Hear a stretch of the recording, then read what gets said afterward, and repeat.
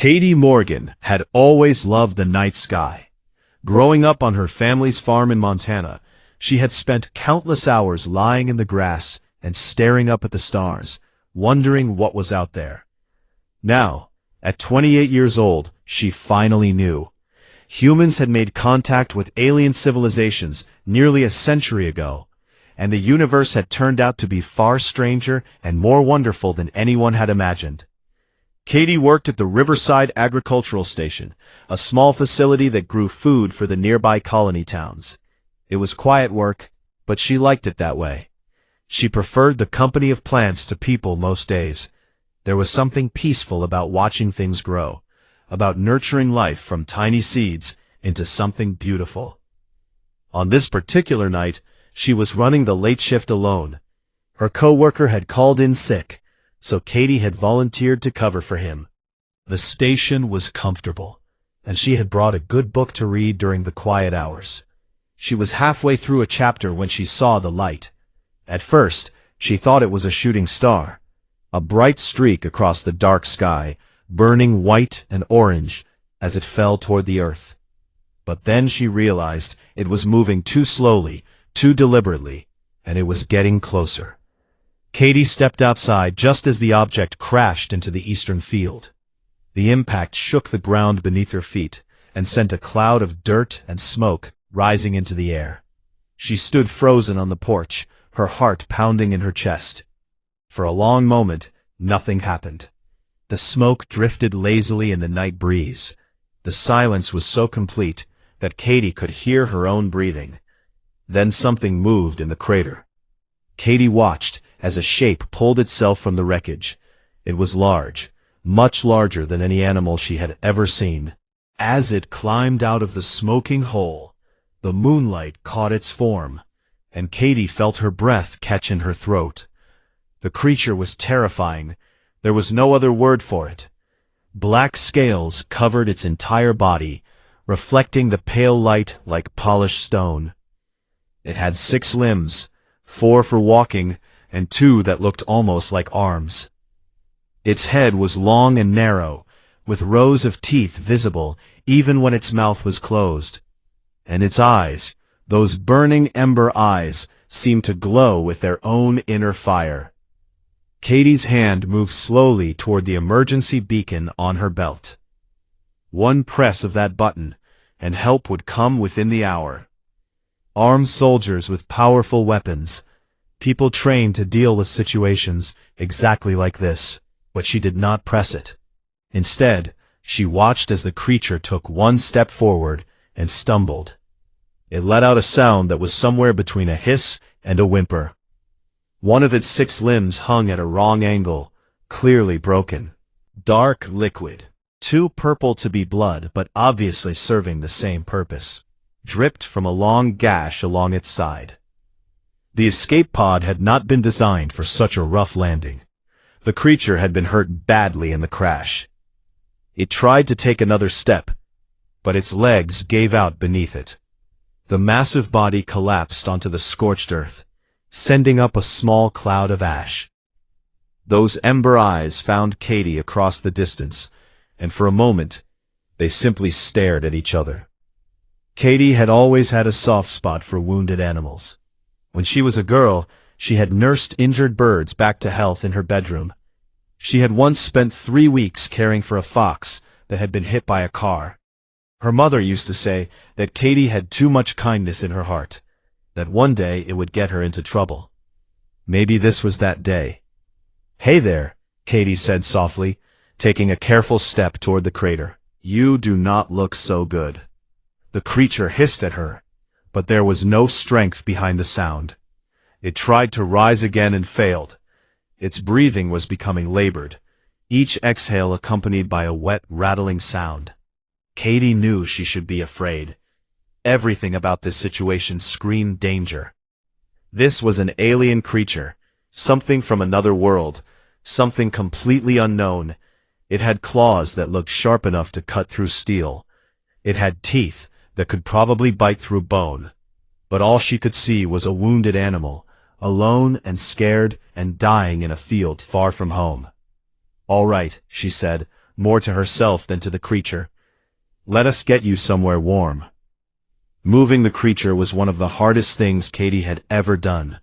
It weighed more than it looked, and even unconscious, its body was awkward and difficult to handle. She ended up using a cargo sled from the station, rolling the creature onto it and dragging it slowly across the field. By the time she got it into the medical bay, she was covered in sweat and that strange purple blood. Her arms ached and her back screamed in protest, but she did not stop. Katie had no idea how to treat an alien. She had basic medical training, enough to handle farm accidents and common illnesses, but nothing that covered creatures from other planets. So she did what she always did when faced with something difficult. She improvised. She cleaned the wounds as best she could, using water and disinfectant that she hoped would not make things worse. She set the broken limb using splints designed for humans, adjusting them to fit the creature's strange anatomy. She wrapped bandages around the worst of the cuts and monitored its breathing until it became steady. Its wounds had already begun to heal at a rate that seemed impossible. Katie sat in a chair across the room, watching it sleep, and wondering what she had gotten herself into. She should call someone. She knew that.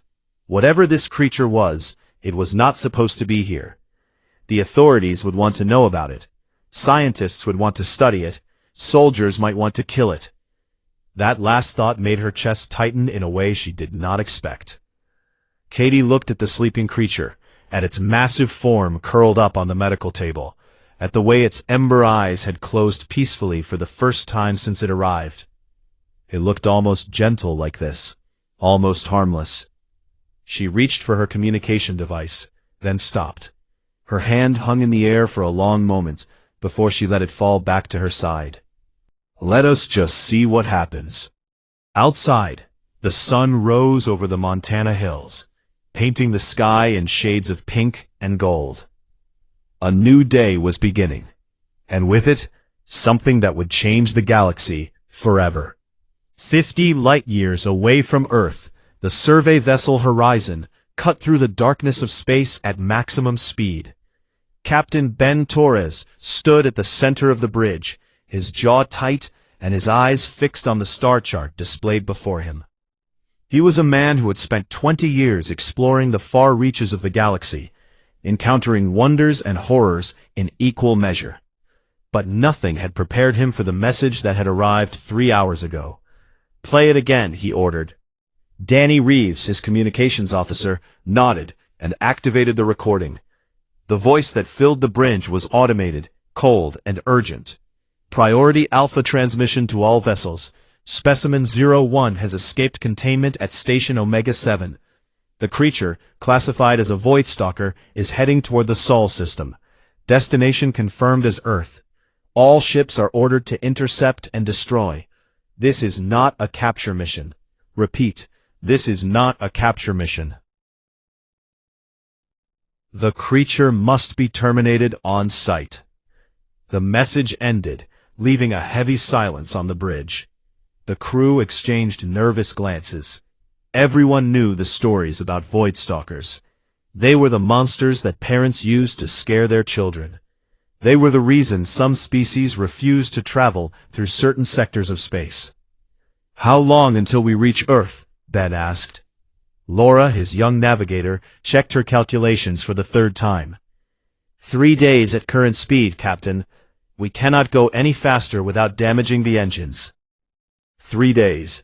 Ben closed his eyes and tried not to think about what could happen in 3 days. The Void Stalker was already on Earth by now. It had a head start of nearly 40 hours. 40 hours was more than enough time for a creature like that to cause unimaginable destruction. "Get me everything we have on this thing," Ben said. "I want to know its strengths, its weaknesses, everything." What he read over the next hour made his stomach turn. The Void Stalker was described as the perfect predator. It could survive in almost any environment, from the vacuum of space to the crushing depths of ocean worlds. Its scales were nearly impervious to energy weapons. Its claws contained a neural toxin that caused instant paralysis. It could move faster than most species could track, and its intelligence was estimated to be higher than 90% of known civilizations. But the most disturbing detail was about how it hunted. The Voidstalker was an empath. It could sense emotions from great distances, particularly fear and aggression. It used these feelings to track its prey, to find them even when they were hidden, to anticipate their movements before they made them. Running from a Voidstalker was useless. Fighting one was suicide. The file ended with a single recommendation in bold letters. Do not attempt capture. Terminate on sight. Ben set down the datapad and stared at the wall. Somewhere on Earth, a human was probably already dead. Maybe dozens of humans, maybe hundreds, and there was nothing he could do but fly as fast as possible and hope he was not too late to save anyone. Meanwhile, on Earth, Katie Morgan woke to the smell of coffee and the feeling of being watched. She opened her eyes slowly, her body stiff from sleeping in the uncomfortable chair. The medical bay was filled with morning light, golden rays streaming through the windows and casting long shadows across the floor. For a moment, she forgot where she was and why. Then she saw the creature, and everything came rushing back. The Voidstalker was awake. It lay on the medical table exactly where she had left it, but now its ember eyes were open and fixed directly on her. Katie felt her heart skip a beat. The creature's gaze was intense, penetrating, as if it could see straight through her skin and into her very soul. "Good morning," Katie said, keeping her voice calm and steady. "How are you feeling?" The creature tilted its head slightly, a gesture that seemed almost curious. It did not attack. It did not even move from its position on the table. It simply watched her with those burning eyes. Katie stood slowly, careful not to make any sudden movements. She walked to the small kitchen area in the corner of the bay and poured herself a cup of coffee. Her hands were trembling slightly, but she forced them to be still. "I bet you are hungry," she said, glancing back at the creature. "I do not know what you eat, but I can try to find something." The Voidstalker made a low sound in its throat. Not quite a growl, not quite a purr, something in between. Its eyes followed Katie as she moved around the room, tracking her every step. Katie opened the food storage unit and looked at her options. She had no idea what kind of nutrition an alien creature needed. Did it eat meat? Plants? Something else entirely? She decided to start simple and pulled out a piece of dried beef from her emergency rations. She approached the creature slowly, holding out the food in an open palm. "Here, try this." The Voidstalker sniffed the air. Its nostrils flared, and for a moment, Katie thought she saw something like confusion in its eyes. Then, very carefully, it reached out with one of its smaller limbs and took the food from her hand. Their fingers touched for just a second. Katie expected the scales to be cold, like a snake or a lizard. Instead, they were warm, almost hot to the touch. The creature pulled back and examined the food, turning it over several times before placing it in its mouth. It chewed slowly, thoughtfully, then swallowed. Those ember eyes found Katie again, and this time she could have sworn they looked almost grateful. "I will take that as a yes," Katie said with a small smile. Over the next few hours, something strange happened. The creature, which Katie had started calling Shadow in her mind, began to follow her around the station. Not in a threatening way, but more like a curious dog exploring a new home. It watched as she tended to the plants in the greenhouse. It observed as she ran diagnostic checks on the equipment. It even sat beside her while she ate her lunch, those ember eyes never leaving her face. At one point, her supervisor called for a routine check-in. Katie answered with practiced ease, telling Greg Palmer that everything was normal, nothing unusual to report. She hung up before he could ask any follow-up questions. She knew she was taking a risk, a huge risk, but something told her that Shadow was not the monster the stories made it out to be. There was intelligence behind those eyes, yes, but also something else, something that looked almost like loneliness. Katie had spent enough time with wounded animals to recognize that look. Whatever this creature was, wherever it had come from, it had been alone for a very long time. And maybe, just maybe, that was about to change. 2 days passed, and Katie Morgan's life became something she never could have imagined. She woke each morning to find Shadow waiting by her bedroom door, those ember eyes watching her with what she had come to recognize as anticipation. She went about her daily work with a massive alien creature following her like an oversized shadow, hence the name she had given it. The Void Stalker's wounds healed at a rate that amazed her. By the second morning, the broken limb was fully functional again. The deep gash along its side had closed completely, leaving only a faint line where the scales had knitted themselves back together. Whatever biology this creature possessed, it was far beyond anything human medicine could achieve. But even more remarkable than its physical recovery was its behavior. Shadow showed no aggression toward Katie. Not once did it bare its teeth at her. Not once did it raise its claws in threat. It simply followed her, watched her, and occasionally made those low, rumbling sounds that she had come to interpret as contentment. On the second day, Katie decided to test something. She walked to the station's exit and opened the door, stepping aside to give Shadow a clear path to freedom. The Montana wilderness stretched out before them, miles of open land where the creature could disappear forever. Shadow approached the doorway and stopped. It looked out at the world beyond, sniffing the air with those strange nostrils. Then it turned back to Katie, tilted its head, and walked away from the door to settle in a sunny spot near the window. It did not want to leave. Katie closed the door and stood there for a long moment, trying to understand. This creature was supposed to be the deadliest being in the galaxy. It had killed hundreds.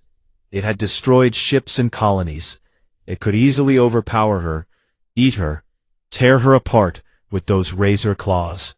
Instead, it chose to stay. It chose to be near her. "What are you?" she whispered, more to herself than to Shadow. The creature looked at her with those burning eyes, and Katie could have sworn she saw something like sadness in their depths. What Katie did not know, could not know, was that Void Stalkers were empaths. Their entire hunting strategy was based on sensing fear and aggression in other beings. These emotions created signals, like beacons in the darkness, that drew them toward their prey.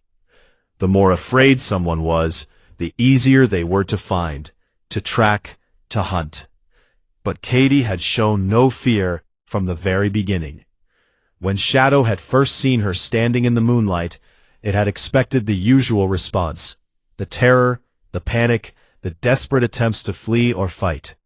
These were the signals that triggered its hunting instincts, the emotions that turned other beings into prey.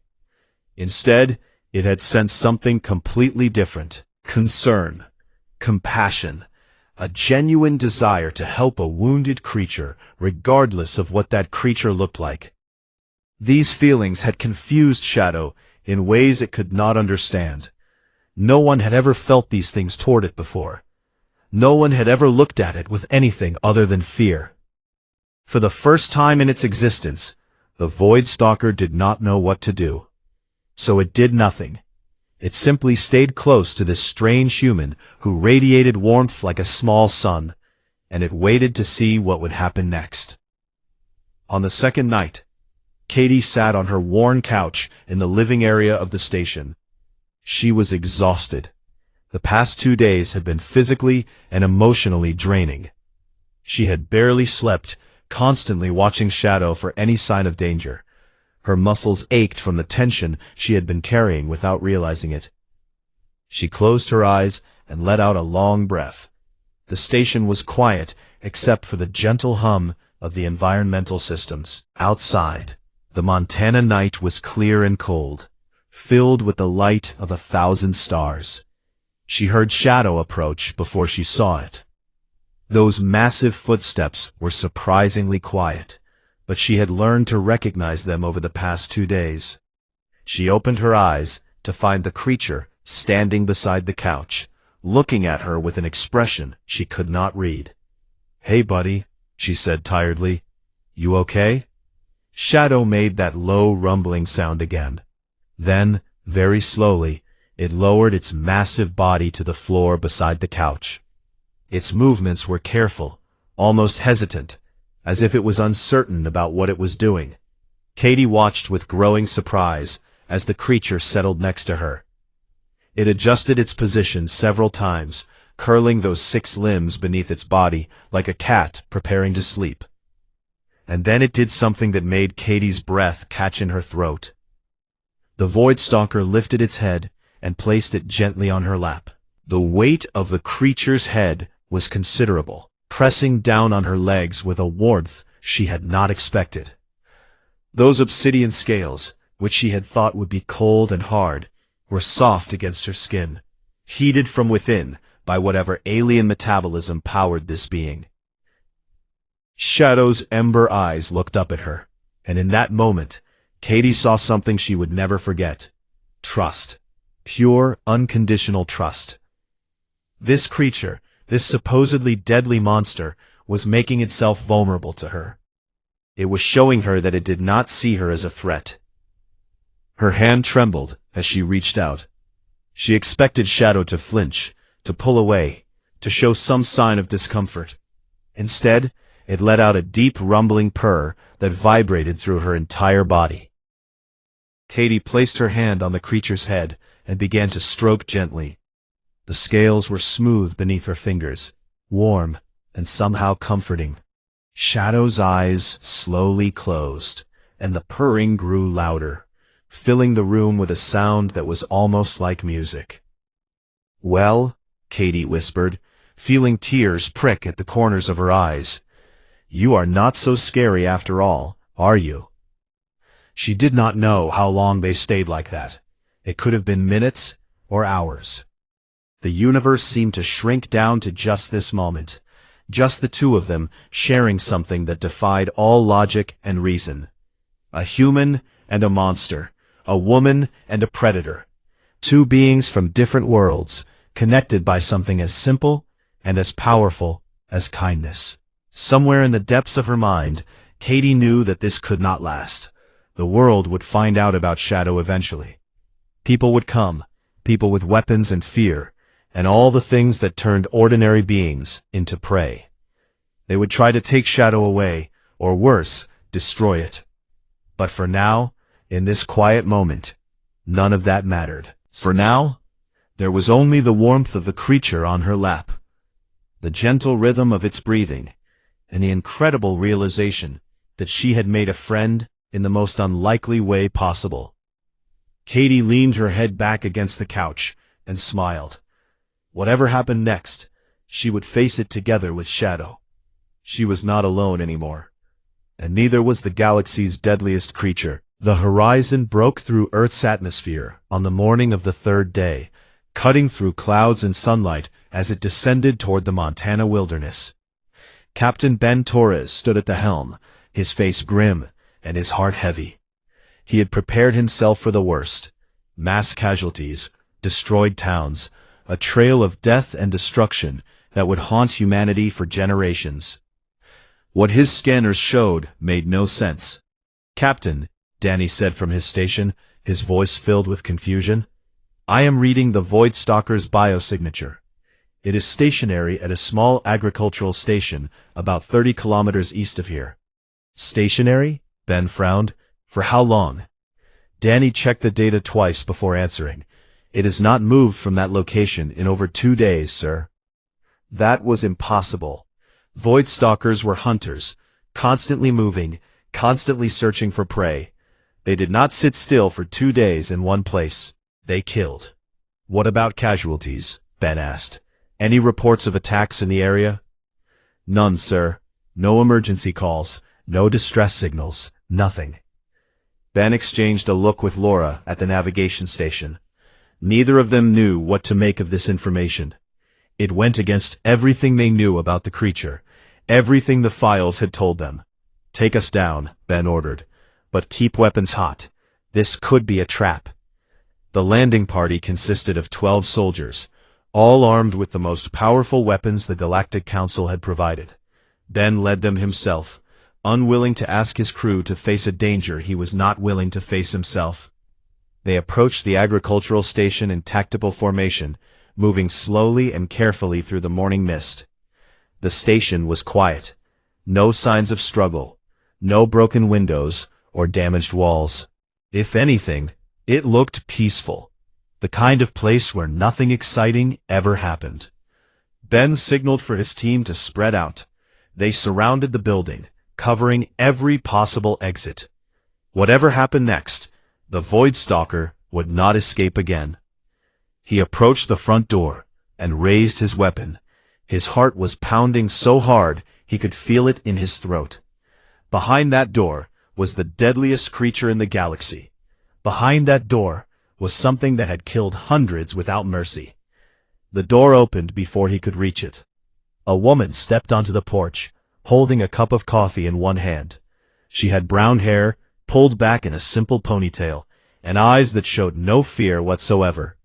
She looked at Ben and his team of armed soldiers, the way someone might look at unexpected guests who had arrived too early for a party. "Can I help you folks?" she asked. Ben lowered his weapon slightly, caught off guard by her calm demeanor.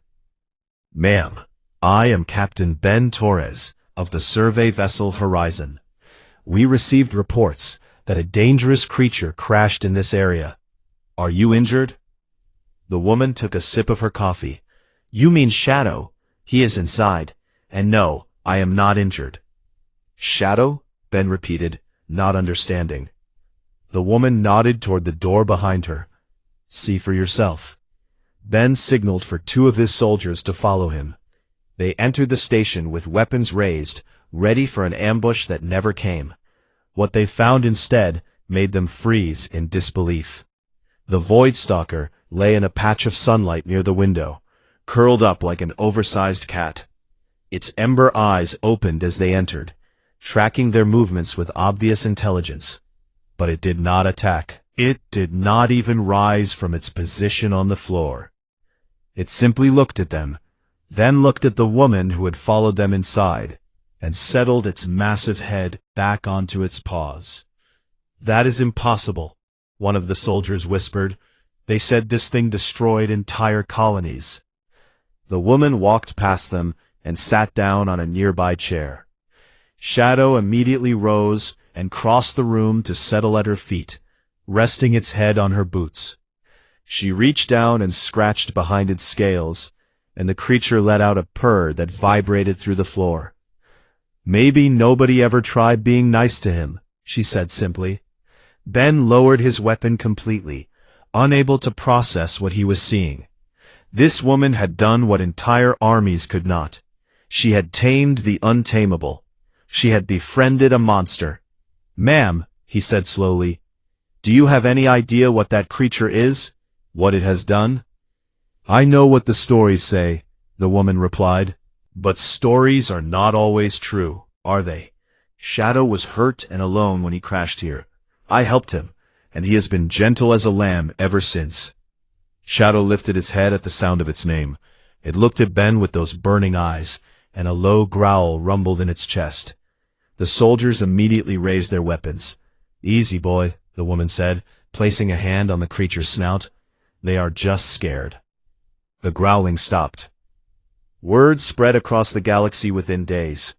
The deadliest creature in known space had been tamed by a human woman with nothing more than kindness and a warm lap. Scientists from a dozen worlds traveled to Earth to study the phenomenon. What they discovered changed everything the galaxy thought it knew about both humans and Void Stalkers. Humans produced a unique biochemical signature when they showed genuine compassion.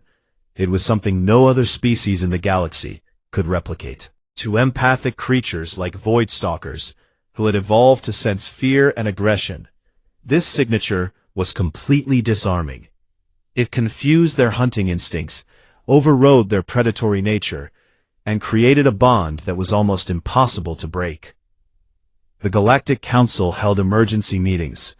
Debates raged about the implications of this discovery. Some argued that humans were dangerous, that their ability to tame predators made them a threat to the established order. Others saw opportunity, the possibility that humans could help bring peace to conflicts that had lasted for centuries. Katie Morgan did not care about any of that. She was content to keep working her station, tending her plants, and living her quiet life. Shadow stayed by her side, never more than a few feet away. The creature that had once terrorized the stars now spent its days basking in the Montana sun, purring whenever Katie scratched behind its scales. Reporters came from across the galaxy to interview her. They all asked the same question. How had she done it? How had she accomplished what no one else could? Katie always gave the same answer, delivered with that small smile that had become famous on 100 worlds. I just treated him the way I would want to be treated. Turns out that works on everyone, even galaxy-destroying monsters. And somewhere in the vast darkness of space, other creatures began to whisper. They spoke of the humans with a mixture of fear and wonder, not because of their weapons, not because of their technology, but because of their terrifying, impossible ability to make friends with anything. The galaxy would never be the same. And it all started with a wounded creature, a lonely woman, and a warm lap on a quiet night in Montana. The Galactic Containment Station, Omega-7, floated in the endless darkness of space, orbiting a star that had died millions of years ago. No light reached this forgotten corner of the universe. No ships came here unless they had to. The station existed for one purpose only: to hold the most dangerous creatures ever discovered by any civilization in the known galaxy. Commander Vexlar stood at the central control deck, his 4 arms folded across his chest as he watched the monitors. He was a Torvian, a species known for their calm nature and logical thinking. In his 40 years of service, he had seen things that would drive lesser beings mad. He had watched creatures tear through steel walls. He had seen monsters that could kill with a single look. Nothing surprised him anymore. Or so he thought. The alarm came without warning, a loud, screaming sound that echoed through every corridor of the station. Red lights flashed on every screen. Vexlar felt his 2 hearts begin to beat faster as he read the words appearing on his display. Containment breach. Cell 01. Specimen has escaped. His blood turned cold. Cell 01 was the deepest, most secure cell in the entire station. It held only one creature, a being so dangerous that the Galactic Council had voted unanimously to never speak its name in public records. They simply called it the Void Stalker. Vexlar had seen the creature once, when they first brought it to the station 5 years ago. It had taken 12 warships and over 300 soldiers to capture it. The creature stood nearly 2 meters tall, covered in scales as black as the space between stars. It had 6 limbs, each ending in claws that could cut through the strongest metal known to science. Its eyes glowed like dying embers, red and orange, and filled with an intelligence that was terrifying to witness. Before its capture, the Void Stalker had destroyed 3 colony ships carrying thousands of innocent people. It had wiped out an entire research outpost on a distant moon. Scientists believed it was the apex predator of the galaxy, a being that had evolved over millions of years to hunt intelligent species. It did not kill for food. It killed because that was its nature. Commander, a trembling voice called from across the control room. It was Solis, his communications officer. She was a Kethri, a small species with pale blue skin and large eyes that showed every emotion. Right now, those eyes were filled with pure terror. The creature has reached level 4. It has killed 17 guards already. Vexlar moved to the security screens and watched the footage. A void stalker moved through the corridors like a shadow, faster than anything that size should be able to move. Guards fired their weapons, but the energy blast seemed to do nothing. The creature simply absorbed them and kept coming. One swipe of its claws, and a guard fell. Another swipe, and 2 more dropped to the ground. "Seal all exits," Vexlar commanded. "Activate the emergency protocols. Nothing leaves this station." But even as he spoke, he knew it was too late. The Void Stalker was not just strong and fast. It was intelligent. More intelligent than most species in the galaxy. It had been planning this escape for years, watching, waiting, learning the patterns of the guards and the weaknesses of the station. The creature reached the hangar bay in less than 10 minutes. By then, 42 guards lay dead in its wake. Vexlar watched helplessly on the screen as the Void Stalker approached the escape pods. It studied the control panel for a moment, its ember eyes scanning the buttons and switches. Then, with movements that seemed almost casual, it entered the coordinates and climbed inside. "It is launching a pod," Solis said, her voice breaking. "Commander, it is escaping." "Track its trajectory," Vexlar ordered. "Where is it going?" The navigation team worked frantically at their stations. Numbers and calculations filled the screens. When the results came in, Solis looked at her commander with an expression of complete despair. "It is heading toward the Sol system," she whispered. "Toward the 3rd planet. Toward Earth." Vexlar closed all 4 of his eyes and let out a long breath. Earth, the home of humans, a species that had only recently joined the galactic community. They were still considered primitive by most standards. Their technology was basic. Their weapons were weak. They had no idea what horrors existed in the dark corners of the universe. And now, the deadliest creature in the galaxy was heading straight for them. "Send a warning to every vessel in that sector," Vexlar said quietly. "Contact the Galactic Council. Tell them what has happened." "What about the humans?" Solis asked. "Should we not warn them as well?" Vexlar thought about this for a long moment. The humans were a young species, full of hope and curiosity about the universe. They had no military forces capable of fighting the Void Stalker. They had no weapons that could harm it. Warning them would only cause panic, and panic would not save them. "Send the warning," he finally decided. "But tell them to evacuate. Tell them to run as far and as fast as they can. Do not tell them to fight. Fighting will only make them die faster." Solis nodded and began transmitting the message. As her fingers moved across the controls, Vexlar walked to the large window at the front of the control room.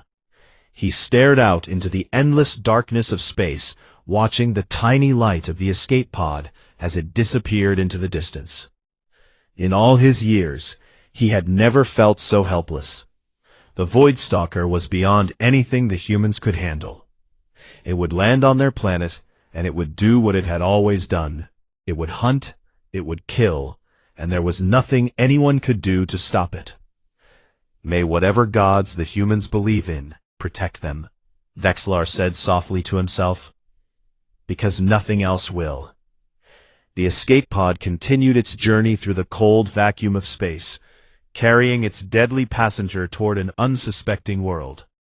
Inside, the Void Stalker rested, its wounds from the escape already beginning to heal. Its ember eyes stared at nothing as it waited.